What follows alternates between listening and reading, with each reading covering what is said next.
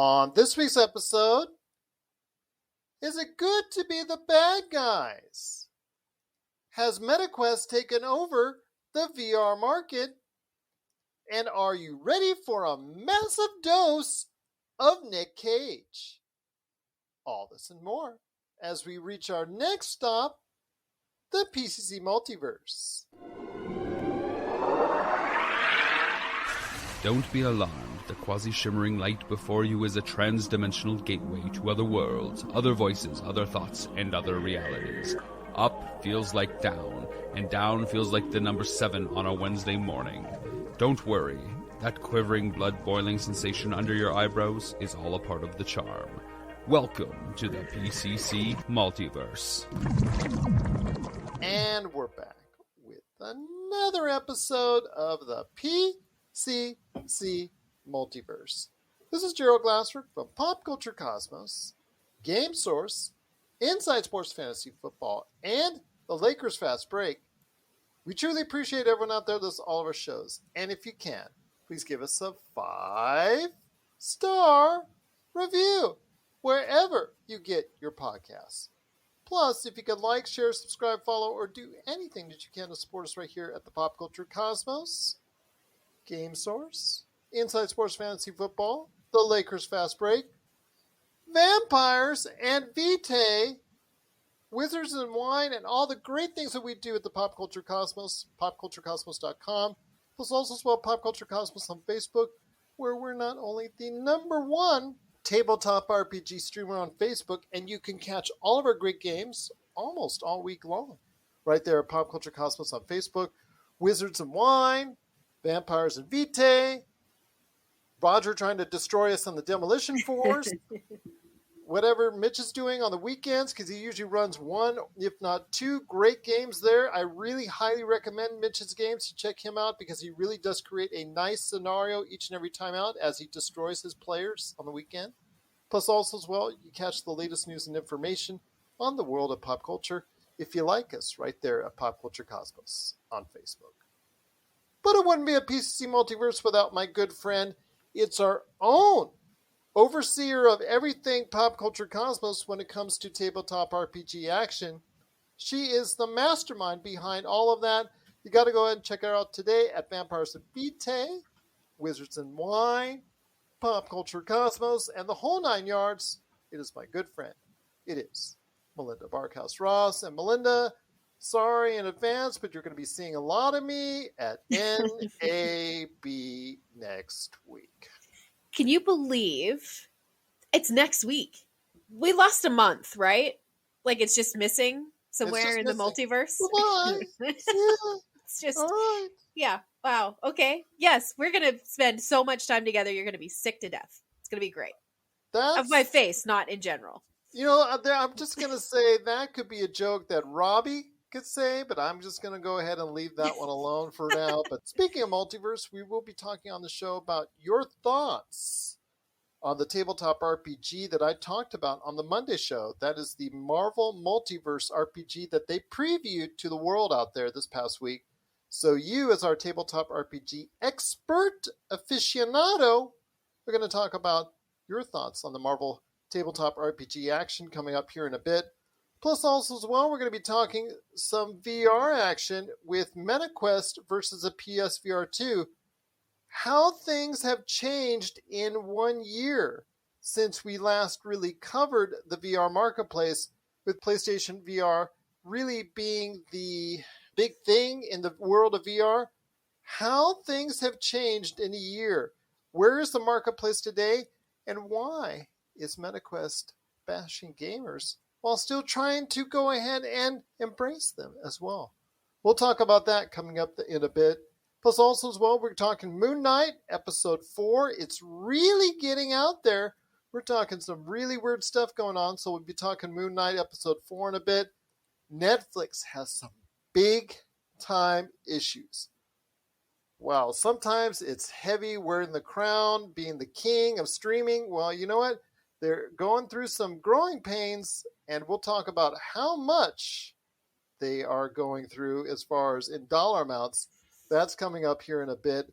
Plus also as well, we saw the latest Marvel trailer dropped for Thor Love and Thunder. That debuted this week, so we'll talk about our thoughts on Lady Thor and Jane Foster, the return for her in the Thor and the Marvel Cinematic Universe. We'll talk about that coming up in a bit as well.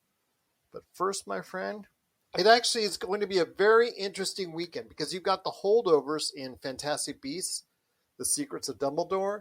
You've got also what's going on with Sonic the Hedgehog 2, which actually in certain times this week has overtaken first place domestically here at the box office. So it'll be interesting to see what kind of drop in the second week Fantastic Beasts has, because we know it's already underwhelmed in expectations. And there's also the movies that are coming out this weekend. And there's some good stuff, I think, that's coming on the way. The first thing I want to talk about is The Northman with Alexander Skarsgård, Willem Dafoe.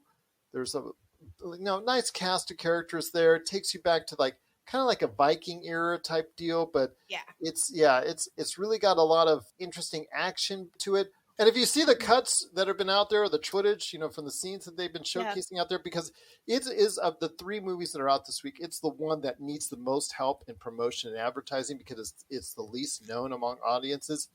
It is kind of weird when they show those action sequences and there's just like the striking and the axes going into the guys or the other individuals, the warriors that are out there, and there's no blood spurting or anything like that. Not that I'm trying to go ahead and say I'm bloodthirsty or anything like that. Sure, You're the vampires in Vitae over there. But I'm trying to say that, I think there's a level of realism that audiences expect in something like that and that they're not getting, which with The Northman, you might get a lot of people saying, oh, well, that's looking good.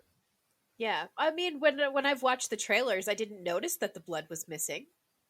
Okay. Well, that's good. I mean, if you don't, then maybe a lot. But I noticed that some of the critiques that's out there, that's kind of funny as far as it's concerned, that they brought that up as a thing. And I don't think ultimately it would be the reason why someone would say, I'm not going to watch it or I am going to watch it. And it came out to really strong reviews. That's a great sign for The North. But it's the one movie I think that needs the most help this weekend. It needs the most momentum because the other two movies have certain reasons why I think one or the other will actually come out on top. Okay. I'm certainly intrigued. I mean, you put a sword in a movie and I'm going to watch the movie. He has that Conan, Alexander Skarsgård, he has that in the long hair action and, trying to look all Conan-ish as he goes around and gets in the battle. So it may be in a trilogy type deal if it does well enough. Then where you could see it go from here as far as telling the narrative. So it'll be interesting. It's something that you always want to see kind of unique pictures. You want to see unique and novel ideas, not regurgitations of the same thing and sequels and things of that nature all the time. So it's interesting to see when you have a movie like The Northman come out that does tell kind of an original story. Although some of it's, from what I'm reading the synopsis, is pretty much things that you've seen before. But the fact that it's a newer IP or a new IP that's brought out onto this format in the movies, I like it. I like the fact that it bring out, because this is a big risk in the days where you could have just slapped it on the Netflix and there you go. Yeah, absolutely. And good for them for maybe they've already accepted that it's not going to be a number one movie at the box office. Are they shooting for mediocrity? I don't think that that's the case, but I don't think that they maybe are intending for this movie to be number one at the box office. Well, it's just weird how maybe these days when you have those, I think I'm going to call it a mid-tier movie, where it's a movie that's getting some press, it's getting some pub, that's getting some advertising, that maybe would have been better suited as something like we saw from the Tomorrow War, which, again, I cannot stand the movie, but you saw that Amazon Prime paid $200 million for that movie, and they spent another 10, 15, 20, 25, maybe even $50 million extra in promoting it, because you saw it as far as in packaging, you saw it as far as in boxes, you saw it as far as all over Amazon. You couldn't escape it if you tried. Maybe if they would have sold it to an Amazon or a Paramount Plus or an Apple Plus, maybe they would have gotten a little bit better out of it than what they were expecting. Because I'm sure they were expecting that it should do well enough to warrant putting it out on the big screen. Yeah. Well, I mean, they must know something that we don't. So maybe we're wrong. Maybe it's going to be an amazing film. I hope so. Indeed. But Me too. I enjoy Skarsgård, so I'm excited to see him, in a more central role. Alexander Skarsgård, he's never had the lead role in this type of platform. So if it does get to the point where it becomes a hit or even a moneymaker, there you go. That's all someone like that needs as far as to take off, as far as, oh, he's the next big name in Hollywood. So we'll see what happens there. But also at the movies this weekend, before we get to the one I really want to talk about, we're going to talk about the animated movie Bad Guys. And this is something that could be very sneakily good, as the crowd that watched the past couple weeks Sonic the Hedgehog 2 may migrate over to Bad Guys. Your thoughts on Bad Guys? Again, it's gotten some advertising. It hasn't gotten as much advertising as I thought. I think there's going to be, like Josh constantly says on our show, on the Monday show, that he did not see the advertising for certain movies and didn't even know it was out. This could be one where he didn't know it was out until it actually got released. But I see good things for Bad Guys.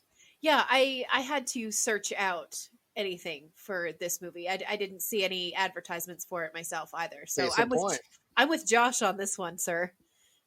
Case in point, because it does have a nice cast. I mean, Mark Maron, Craig Robinson, Awkwafina, Sam Rockwell, like I mentioned. There's some really good actors in this. I mean, hey, it's a great payday for them. They just go ahead and sit in front of a mic and they go ahead and they can act right there for you. It's always good when they can do that. So easy money per se, but these are kind of the movies that you see them really doing a good job from Universal. I mean, Universal does stuff with, like, I think The Boss Baby, and then also as well The Sing 2. So these are the movies that they've really done well with as far as animated wise. So I don't think anybody thought at the time Sing was going to be that massive hit, and Sing 2 has been just as big of a hit as well. So this could be a great follow-up in the Bad Guys. So we'll see what happens there.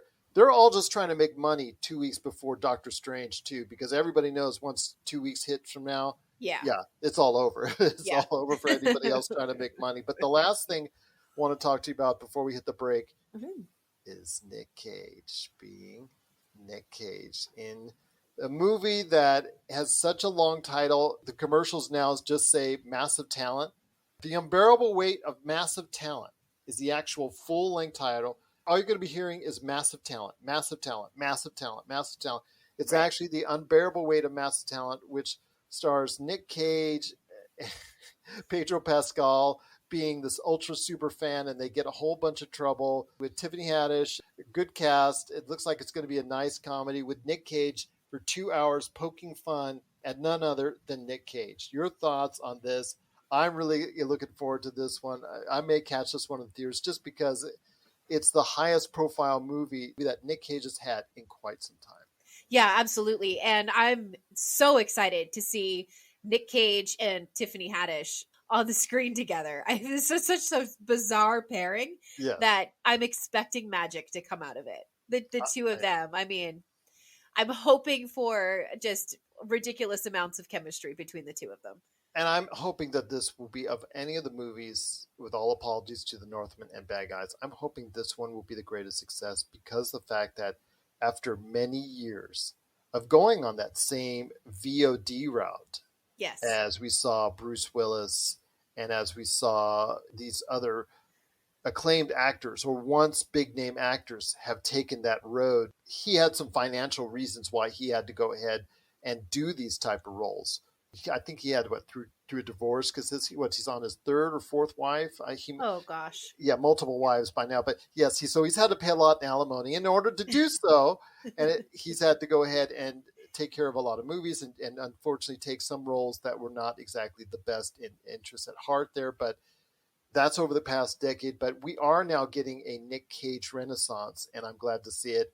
As someone who met Nick Cage a long, long time ago, and is actually living in the same city that you and I live in, here in Las Vegas. Strangely, we haven't bumped into him here, but I did bump into him when I was running a go-kart track, and I told you I would tell the story. Back in 1990, I used to be able to run everything that was going on the outside operations. So I'm that voice you would hear always with the stern warnings, and tell people to stop trying to take out their friends into the wall, stuff like that.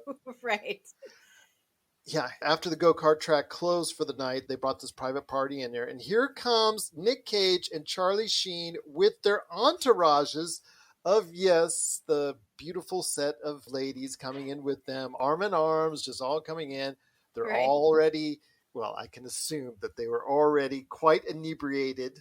So you put 10 of these people or a dozen of these people together, hangers on, the whole 9 yards, security people and all that Right. back at that time. And you put them all together, put them in go-karts, already liquored up, and maybe whatever else as they've already been alleged to be doing during that time. Tell it's a wild time. And with me shouting at the top of my lungs, knock it off several times at them and yelling at them. So my interactions with Nick Cage are not the most pleasant. You got to yell at Nick Cage, though. I yelled at Nick Cage I mean- and I yelled at Charlie Sheen and yeah, the whole entourage, because they were all trying to go in this different ways around the track at opposite ways, and they're all trying to go ahead and do their own thing. I'm just like, I'm not having any of this. Yeah, that's If, amazing. if I'm not letting the 5 and 7-year-old kids do it, I'm not letting you guys do it either. So you guys all go around in the same fashion and don't try to kill each other. But yeah, that's my story. Like I said, they left after an hour, they tipped everybody and everything was fine. But it is the unbearable weight of massive talent. It's coming this weekend. I am a good sized Nick Cage fan. Are you?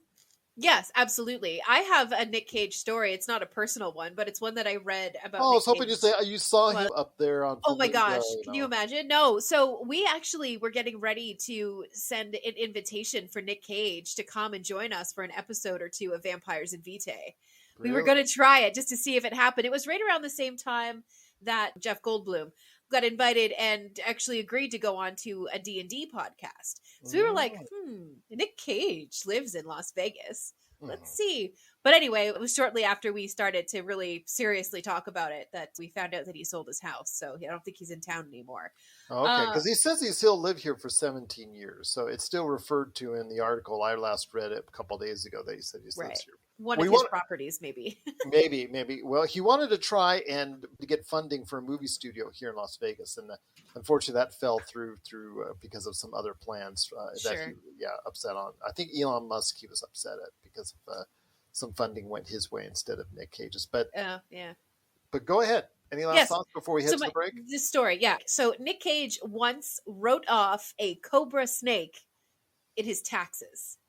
Not surprised. All right. I'm not surprised. So the IRS gets it and they're like, excuse me, but we're going to have to send somebody out to check this out. So Nick Cage was studying the cobra for one of his movie roles. So that's how he was able to write it off for his taxes, because he needed a cobra for work.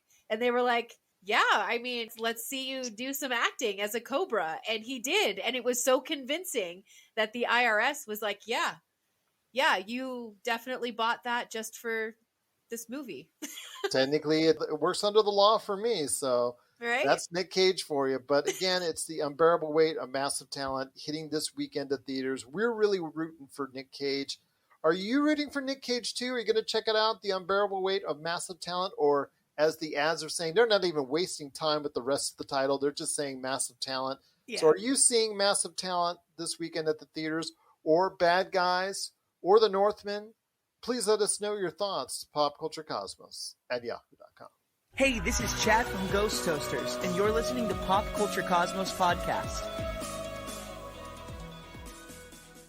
So let me get this straight. We're gonna play a video game together, or Well, not exactly. okay, fine. Where's the controller? It's right here. This is literally a sheet of paper. I don't understand what Here, you're gonna need these two. Dice. You've just are these even dice? We are gonna play Vampire the Masquerade. It's a role-playing game. What kind of vampire do you want to be? Okay, now you're telling me there's more than one kind of vampire. Oh, my friend, you have no idea. There's Nosferatu, there's Vampires and Vitae, an actual play podcast, season 2 to Pop Culture Cosmos. Well, we're back again at the PCC Multiverse. Gerald Glassford and Melinda Barkhouse Ross right here for you. Before we head to the half-hour break and more talk after that, I know that you got a chance to see Lady Thor and Jane Foster in the first trailer for Thor: Love and Thunder. I kind of questioned the timing of it because I'm not really thrilled with the fact that they released it 2 weeks before Doctor Strange 2 drops, but they just do this stuff whenever they want to when it comes to Marvel. Yeah. I just think that you should focus on one thing and then focus on another, because you've got Moon Knight and Doctor Strange 2, which needs a lot of attention from the viewers. The trailer was cool. Don't get me wrong about that. It had from a young Thor to present day Thor, showed him working out, showed him getting that weight off, showed him trying to go ahead and work with his friends, the Guardians of the Galaxy, then become distracted, and now he's looking for something more in his life. And you see that the issues there going on with New Asgard, and Valkyrie's having issues now that she's running New Asgard. She's the king or queen of New Asgard and all that. And then you see a potential threat on the way as well. Your thoughts on this trailer? I really liked it because of the fact that it's just a small little tidbit of what's going on. I just thought the timing of it.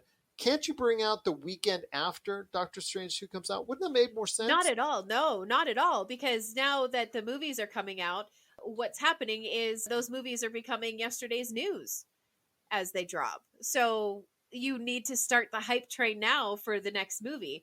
And everybody is going to go see the Doctor Strange movie. There's going to be the after credit scene.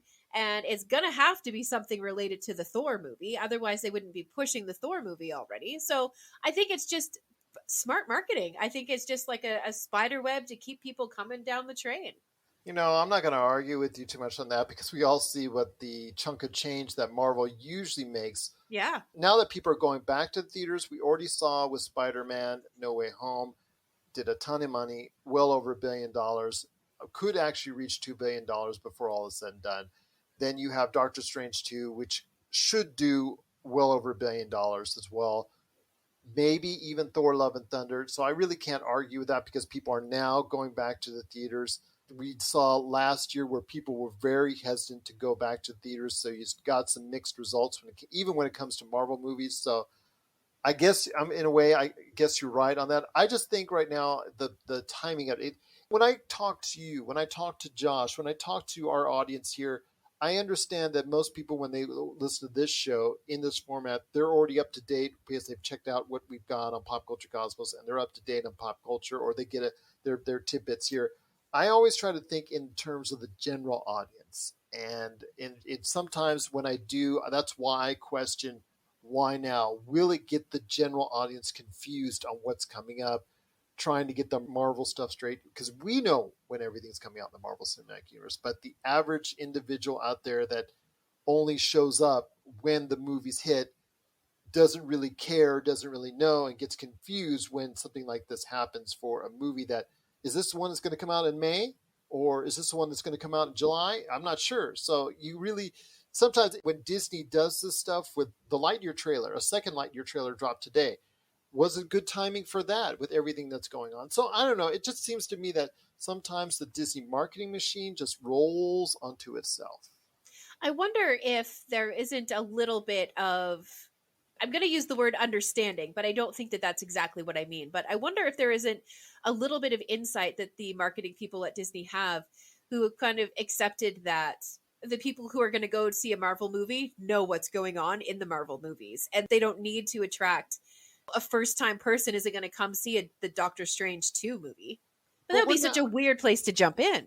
Yeah, it is. But think of it now. We're now in what, our 28th or 29th? I've got actually the list at Pop Culture Cosmos. I have the entire MCU-related list there as far as the number of movies that's out for the MCU, the official MCU list. But we're now getting into the fact we're well over 25 movies in. The general audience has not seen all MCU movies. They only come in for the big ones. Doctor Strange 2 is going to be a big one. Thor Love and Thunder, they hope, is going to be a big one on top of that. It's just the fact that will this advertising for those movies supersede anything is brought out for Moon Knight, Ms. Marvel, She-Hulk, or for anything else relating to the Disney universe? Anything related, even Star Wars and Pixar as well. I don't think so. I think you're overthinking it, honestly. Yeah, I know. I do. I think that that's where you are. And I think that people who enjoy Doctor Strange are going to go to the Doctor Strange movie. I think the Thor movie is the one that you're going to get Joe Public to. And because of that, and you can write it down somewhere, I think that the Thor movie is going to do bigger box office than the Doctor Strange movie. You could be right on that. The only thing is that the advantage goes to Doctor Strange because it's on that first weekend of May. Yeah. Usually best time to go see, quote unquote, the movies is that first week of May movie slot that Disney and Marvel have held down for seemingly centuries on end since they started doing it. So there could be a possibility. You also got to remember, though, that when you start the movie in May, not only do you have that big front end, but you also do have later in the month, you have the Memorial Day weekend where a lot of people catch up on their movie going, and that's where you could see a big hit for them as well. So we'll see. All depends on the feedback Doctor Strange 2, I think, gets. We'll see what kind of legs it has as compared to Thor Love and Thunder. You're right. The Thor name has been, 4 movies going in now to Thor Love and Thunder. So we'll see what happens there. It's a good way to go ahead and explain it. So I appreciate it. I could be overthinking. You're right. I just, like, when I try to go ahead and talk about what goes on in the world of pop culture, I try to make sure it's approachable to all audiences and not just the hardcore fans that are out there that often listen to our show. So I just want to make sure that that's communicated to a general audience, because as I always tell you, and as I always tell Josh, and I always tell this audience, when a movie hits a general audience and has them investing in it, or a TV show or a video game, that's when you really hit it big with whatever IP that you're trying to go ahead and introduce. It doesn't become a true hit until it reaches and affects a general worldwide audience. Sure. So Yeah. I understand that. I agree with that. Also, I was scrolling through Twitter, and I saw the Thor movie described as Thor Eat, Pray, Love. Good point. Good point indeed.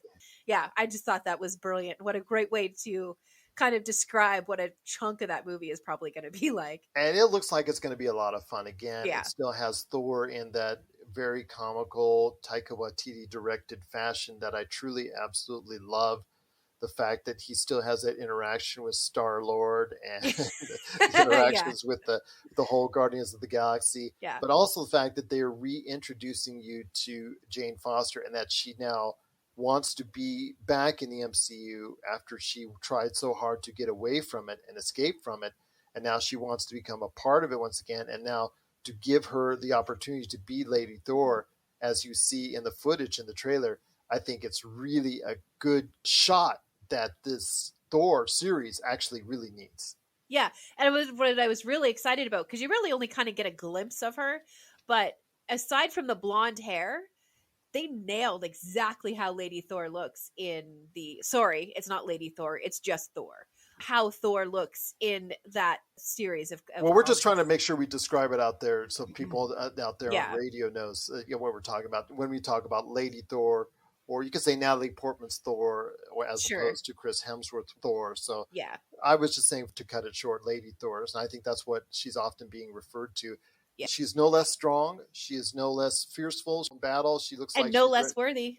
Yeah, and no less worthy indeed. So definitely looking forward to seeing her kick some butt in Thor Love and Thunder. But what are your thoughts on the trailer that dropped, the first trailer for Thor Love and Thunder? Let us know. popculturecosmos@yahoo.com. When we come back, we're going to be talking about a little bit more Marvel, including Melinda's thoughts on the Marvel Multiverse RPG, the latest episode of Moon Knight, Netflix has got some big problems, and MetaQuest versus PSVR 2. Is this war in the VR space already over?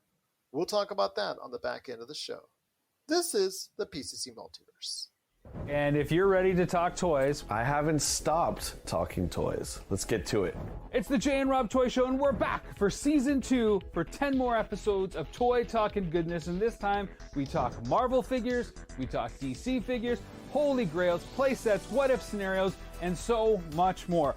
But we're not alone. We've brought a few friends with us this time. All that and of course our action figure spotlight. So check out the Jay and Rob Toy Show season 2, exclusively on Jinx Esports TV Canada. And we're back with the program. It's the PCC Multiverse. It's Gerald Glassford along with Melinda Barkhouse Ross. If you see us next week at NAB, and we're real easy to spot, okay, even in the sea of suits that are all going to be out there, can't be too hard to see us. You're going to see the press passes. You're going to see the Pop Culture Cosmos. Go ahead and give us a shout out. Say hello. We'd love to go ahead and talk to you. We'd love to go ahead and give you thanks for listening to our show. So Hopefully you will see us next week at NAB 2022 here at the Las Vegas Convention Center. But before we head on out, we're going to be talking about some Marvel. Again, as we talked about before the break, we talked about Love and Thunder. Now we're going to be talking some Moon Knight. Got a chance to see it. Episode 4, they reached the tomb, or they reached a tomb. They didn't exactly uncover the secrets that they thought they were going to find, but they're still trying to go ahead and figure out what to do. But it took a weird turn into an insane asylum. So your thoughts on episode 4? Bring it. I'm really enjoying this series. I know that Hawkeye has a special place in your heart. Moon Knight might be doing that for me. I love it. And I know that the Brits have a problem with the accent, and it's something that the British are very particular about. That they are. I thought he's been doing a wonderful job. And I'm sorry, when he was talking as the museum worker, Stephen, I believe is the one. Yes. Stephen from the gift shop. Yes. I was really enjoying it. I was like, oh, this brings me back to the people that I used to game with all the time from the UK. So I don't know. I didn't have such a problem with the accent. I get a little defensive, actually, when people start bashing that. I think he's doing a pretty good job. It's been a source of a lot of conversation as far as how authentic it sounds. Is it good? Is it not good? It sounds okay to me. I don't have an issue with it. It's not something that I find distracting or annoying. I just find it that he's in a different character, which is the ultimate goal, because you're going to see, I'm assuming at some point in time, the Jake Lockley character along here in a second as far as that persona. You didn't get to see it yet in episode 4, but you got hints to it when the situation where they were uncovering all the secrets in the tomb. Alexander the Great did not expect him to be the one that they would be uncovering, but there's still a lot going on. He gets shot in the chest, and as he falls into the water, that being Mark Spector, because it was the Mark Spector persona that got shot. Yeah. It suddenly changes into a made-up old VHS movie, a Tomb Raider, Raiders of the Lost Ark knockoff, and then transforms you into a, most likely would be a dreamlike scenario in a mental institution. All the main characters are there in different roles. There's all these clues and these Easter eggs from everything that's happened to the series so far that's already there, like a picture of the Swiss Alps where they started the series at for that sequence, and some other things, cupcakes from the Cupcake Fan, and just which was so funny. If the wife was at his side inside that tomb, now all of a sudden she's been transformed as another patient that's there, and even the arch enemy, the villain that's there, is in a different role as the doctor. So it's so weird what's going on. And it all ended for the episode where Stephen Grant and Mark Spector actually meet each other. They give each other a hug, and then they try walking down a corridor together in this insane asylum and meet up with a hippo god from Egypt. So what's going on with that? Who knows? But I am here for next week. With popcorn already made. I'm so excited. I really enjoy this one. It's really been good. I'm really enjoying it as well. I am so happy that this is really affecting you in such a positive way, and I'm really happy for that. So anytime somebody that I know is affected positively by something, I'm really happy for them. So I'm really happy that it's working out for you the way that Hawkeye worked out for me so far. I just want to see, as what we were talking about, my daughters and I, as we were watching the episode, is where are they going to go from here with the character? What is the purpose of the show? What is the central meaning behind the show? Where we're taking this as far as what his adventure is trying to do as far as stopping the god from rising again and all that. What are the ramifications if they do stop it, or if they don't stop it, and how that affects the MCU? What are the effects of the series? That's what I think is the big question. I think that not only my daughters are asking, but I'm asking that as well. You know what? Knowing Marvel and the way that they do things, we will get some kind of an answer that's going to lead to an almost immediate question in the last 3 minutes of the last episode. I'm sure that'll be the case. And I know everybody be on pins and needles to see what kind of end credit scene for whatever movie or television show coming up that they'll hint to. But I want to see again what this is going to lead to for the character of Moon Knight. I started this series stating that this was just for everyone out there that wasn't familiar with the character. This was a get to know you type of series to get to know this character. So he will be more knowledgeable to you when he comes down the road, and most likely a movie scenario, because I haven't heard him saying that he's going to come back to this as a television series. So I'm feeling personally that it'll be something that is going to develop into him making personal appearances on movies in the MCU going forward. So we'll see what happens, but it is Moon Knight episode 4. For us, it's starting off really well. What are your thoughts as we head into episode 5 of Moon Knight? We'd love to hear your thoughts. popculturecosmos@yahoo.com. And before we head to the break, Melinda, I wanted to go ahead and hear the last part of our Marvel discussion, and that is the Marvel Multiverse RPG. I told people on the Monday show that you, as our tabletop RPG expert, would have your thoughts as Marvel previewed the Marvel Multiverse RPG this week with some interesting little tweaks, some interesting little twists, and some interesting little additions and subtractions, quite literally, to the world of tabletop RPG that has a lot of people talking, good and bad. You keep saying expert. I'm hardly an expert. I just play a lot of games. If you'd have checked out, I'm going to tell our audience, if you'd have checked out the chat this week on the Demolition Force RPG chat, they would beg to differ, because you were dropping some names this week and dropping some tabletop RPG action information that the general audience would not have known. So don't give me that. Okay, so from what I am gathering about it, because I haven't gotten my hands on it yet, but I plan to, because I think we should play it, you and me. Absolutely. I'll run a game and you can be my player.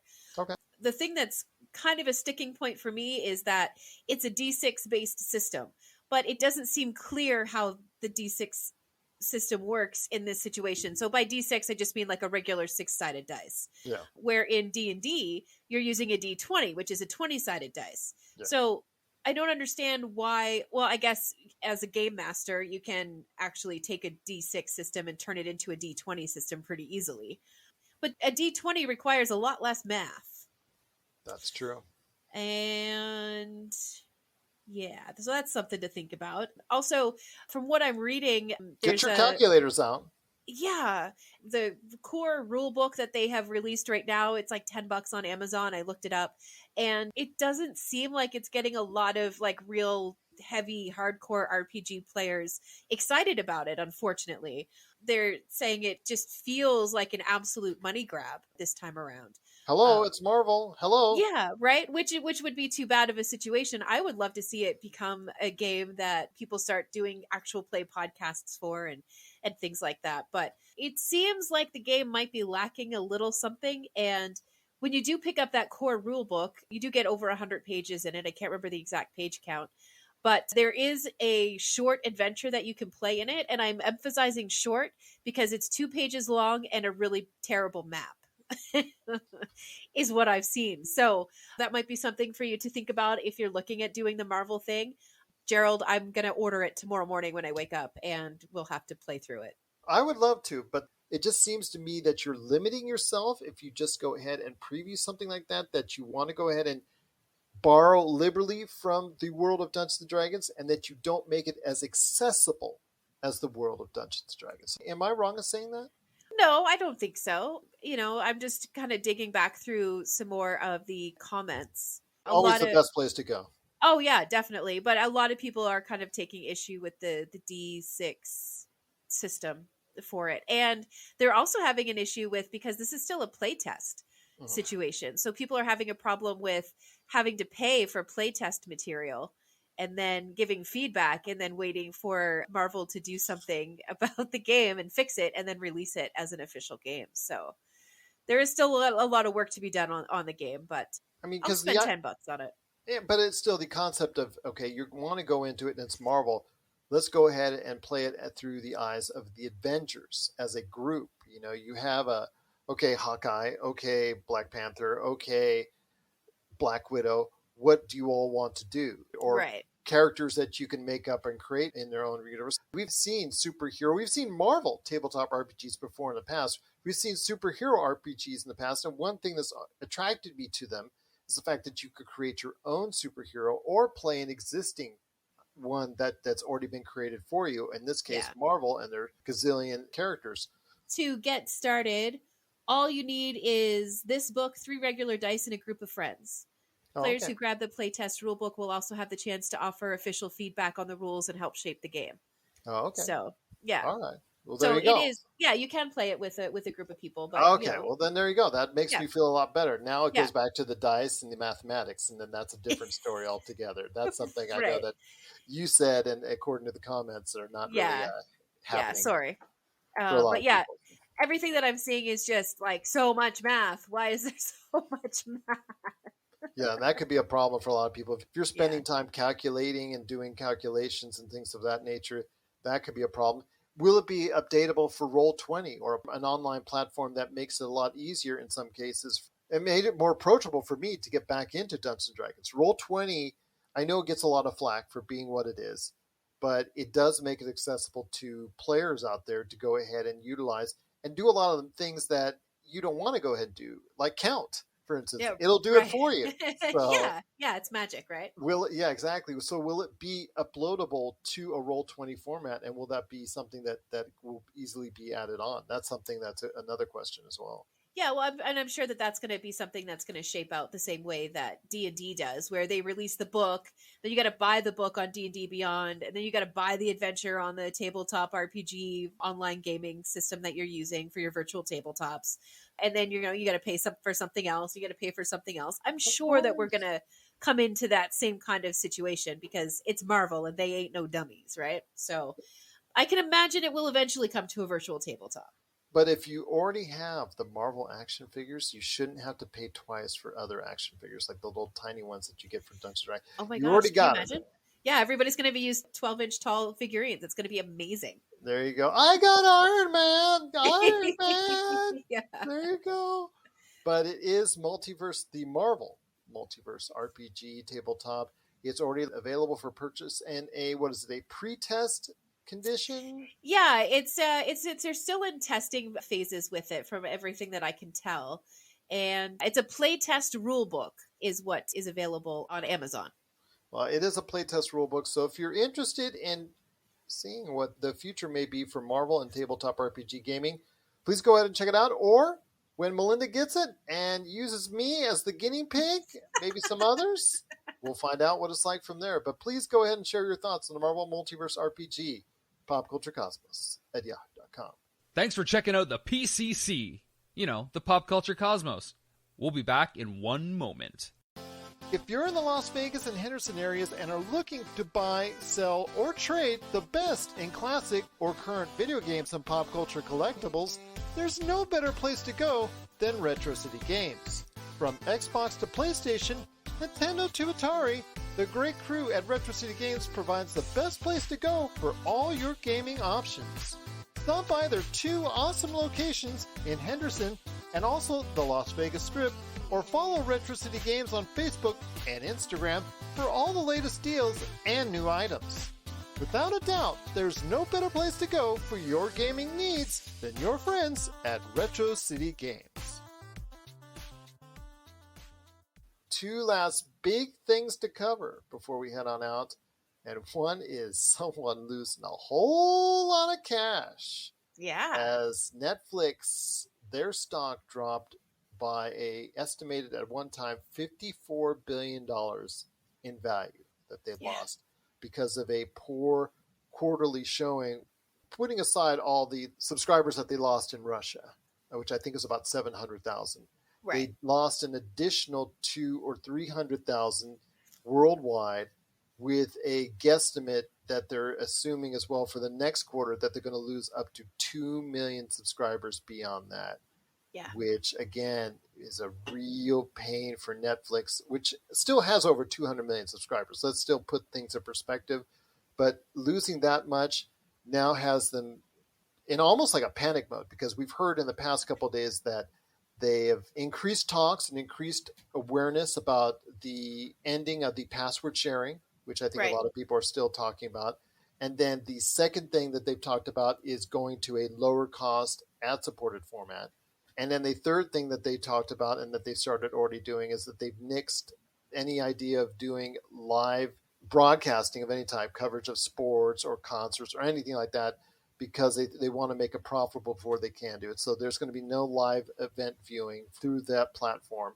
And the fourth thing is they're already starting to cut some animated features that they had in the pipeline, and the animation studios look like it's going to take a big hit, which you and I both were applauding a lot of the animated features which we were seeing on that platform. So your thoughts on this, because Netflix, again, I don't know if the hemorrhaging money is the word right now you want to use, but things aren't looking as rosy as they did 2 years ago. Yeah, well, 2 years ago, everybody was bound to their homes, and you couldn't go to the theater to see a movie. And if you did, it was extreme caution that you had to have. And now people are venturing out again. The people are starting to emerge from their homes again and trimming the fat because gas prices are crazy. Food prices have gone up. Sending a package anywhere costs you more than is reasonable in most cases. So Netflix is going to get the snip because I'm not home 24 hours a day anymore to take advantage of it. Absolutely. And with the type of content now, we've always lauded them on their type of content that they keep on throwing stuff out there. Maybe since the first of the year, since Cobra Kai went off the air, maybe that they haven't had as much that people have had to say, okay, this is a can't miss show, or this is a can't miss movie, or can't miss thing that they've done. The Adam Project, which I noted last week's show, was outperformed by Turning Red on Disney Plus as far as the amount of interest and views on that. So we already see a case already where they can't throw out a movie and it'll just automatically be the most worldwide watched thing. Squid Game there's no Squid Game that's coming around the corner, or at least they're coming around right now. Everything's relying on Stranger Things. Stranger Things, if that does not become a massive hit again for the Netflix platform, that could be an issue. But they've just brought out a trailer for it. People are really excited about it. There's talk about how many millions of dollars it costs per episode. I think there was speculated on that, and articles we saw that they're talking about upwards of $30 million per episode. So they're spending a lot of money concentrating on that there. I mean, this is really becoming an issue for Netflix. It's a situation where they made themselves the biggest streaming platform on the planet. And now to stay there, that's an even bigger problem. Yeah, I've got a funny feeling that with these streaming services, we're going to see a lot of ebb and flow. Yes. People are going to leave one, they're going to go to another, then they're going to leave that one, and they're going to go to another. And I think everything is just going to keep circling back around like that. And it is going to come down to making sure that you are always putting out something innovative, whether it's original content or reviving an old series and rehashing it, but keeping it to the streaming service and making it really good and finding ways to increase the water cooler chat at work. Something that's got to keep everybody talking. Exactly. Yeah. And I think that the ones that are able to figure out how to do that are going to be the ones that really do have the longevity. This is no way the end for Netflix. No. Gosh, no. It's a hiccup in their chug-along. But when we talked about 220 million subscribers, that could be considered the peak of what they do as far as their future going forward. Could it be the peak? It may. We may be at the plateau and it's started to go ahead and drift off the plateau. But you're right. If they don't keep on producing and showing out their content, which you cannot afford to miss, that's going to have everybody talking, then you are going to have people shut it off because prices are getting higher. You have Disney Plus that's going to bring out a Pixar movie or Star Wars show or a Marvel series that's going to get everybody talking. In them, they can't go ahead and have any downtime because I found shows on other streaming platforms. I would have never found Severance if it hadn't been for that 6-week buffer of shows that I kept on talking about. I would have never found Severance. And that's done big numbers for Apple Plus. And that could be a streaming service that gets everybody going, especially if Ted Lasso comes at some point in time before the end of the year. And then you have HBO Max, which just reported that they now have grown 3 million subscribers to 78 million subscribers. So they've managed to grow even after they ditched the day and date movie platform that worked so well for them last year. So how will they succeed going forward? Yeah, like you said, with all these streaming platforms nipping at the bud and taking bites out of Netflix, Netflix is going to still have problems. Then you've got Amazon Prime still right there for you. That's at 200 million subscribers that are always going to be a priority for people because of not just what the video part does, but what everything else, because people mostly have it for the shipping aspect and not necessarily the movie aspect. The movie and television stuff that they do is just a big bonus on the side. Yeah, and I keep getting emails because I haven't activated my Amazon Music profile. So they're starting to push the Amazon Music stuff pretty hard as well. Where you can listen to the Pop Culture Cosmos each and every week right there on Amazon Podcasts. Mm-hmm. And Wizards and Wine and Vampires and Vitae. There you go. What? But I will say it right now, there's some signs of concern. There's some layoffs happening. There's some things being changed. There's some shows being cut. There's some things being done at Netflix. I want to say that they're in not full panic mode yet, but they are concerned and they are taking steps and they are looking to see what they can do to right the ship. So we'll see what happens.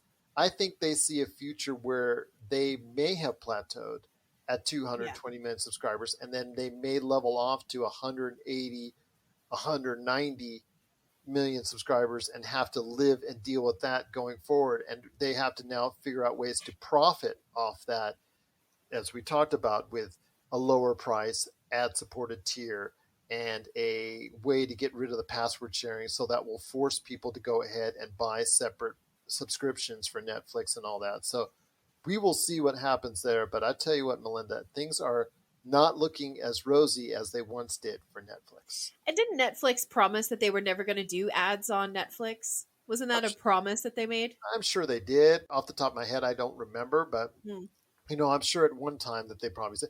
I'm sure a lot of these places did. I mean, video games. I know there are some video game companies out there that said they would never put ads in their video games, but that's a future for the gaming industry, not just on sports games that you're already seeing already.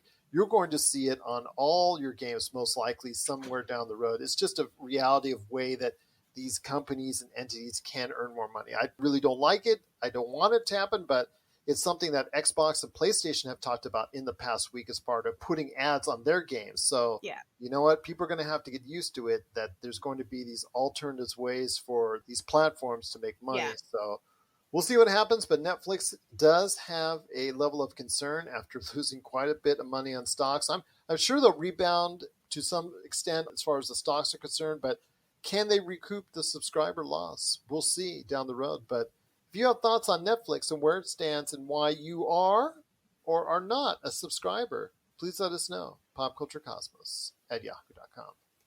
Well, my friend, it's been a great episode, but before we head on out, MetaQuest.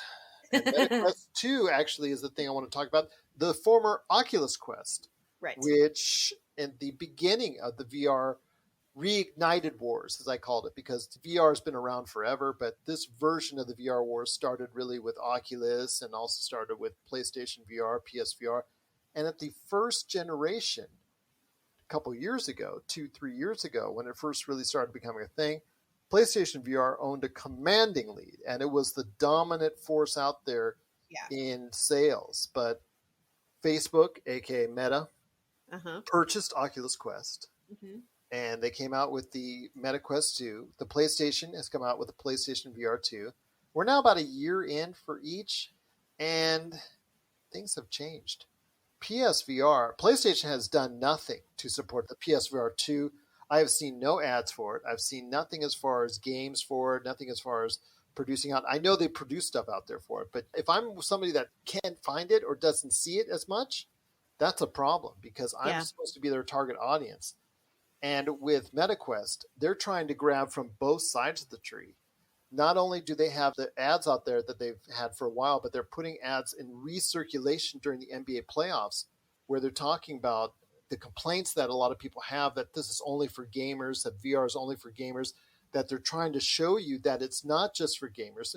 Kind of way they're backhandedly bashing gamers when they do those commercials, but they're showcasing it to a general audience, that you can go on the International Space Station and have this cool type of experience, or that you can have this exercise VR thing that you can go ahead and have a great workout in a different type environment. You could do all this great stuff, travel and see things that you never thought possible through the MetaQuest VR 2.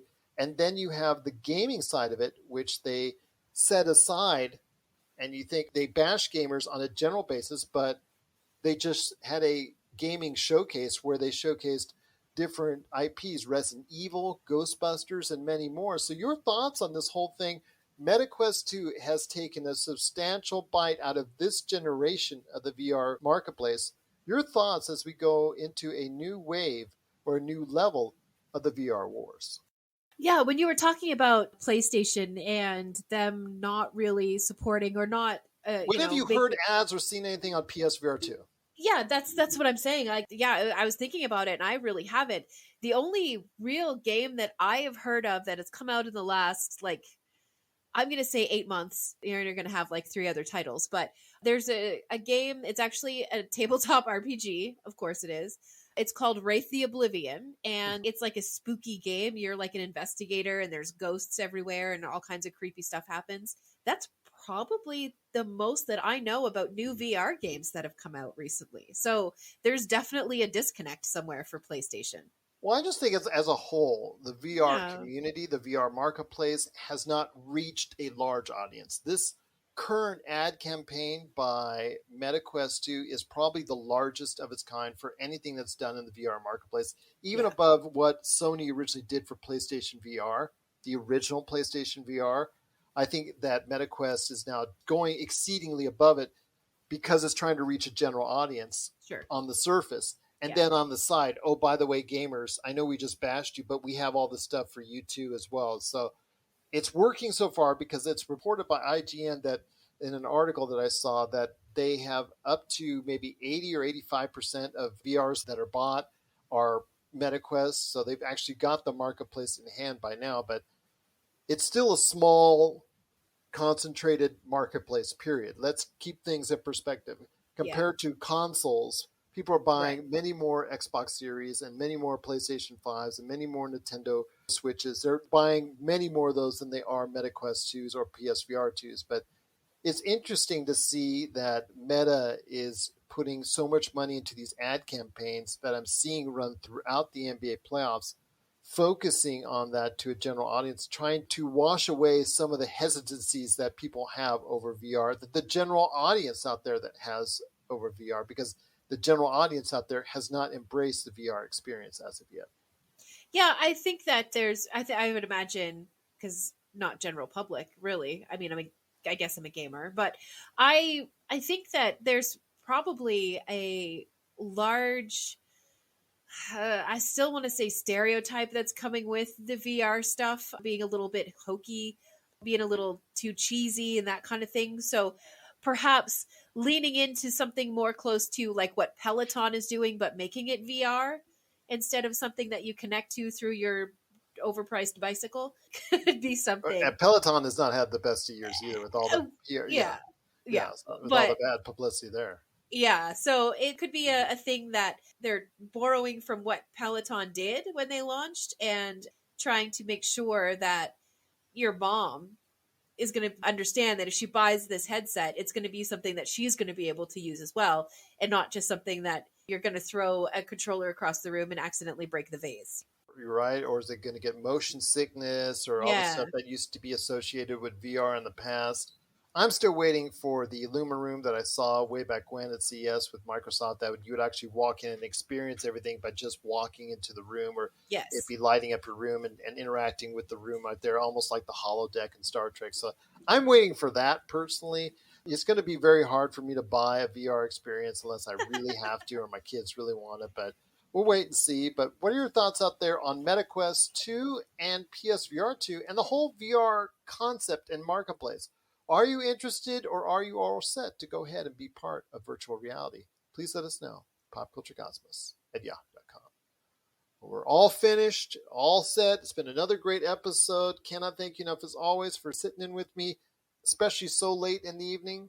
But any last thoughts before we head on out? Mark my words, you and me are going to play that Marvel game. Okay, that sounds like a threat to me. All right. You heard it here first. It'll be you versus Thanos, episode 1. Oh my gosh. Now, I need some help now. Thanks for telling me and let me know at the last minute multiple players, because I will need some help playing. Yeah. Absolutely. Yeah. All right. Absolutely. We'll have to get Josh involved. Oh my gosh. That would be awesome. We'll make it a special episode right there. On the Absolutely. Cosmos. So for Melinda Barkhouse Ross, this is Gerald Glassford. It's another beautiful day in paradise right here in the PCC Multiverse. thank you for listening. And here's hoping you have yourself a great day.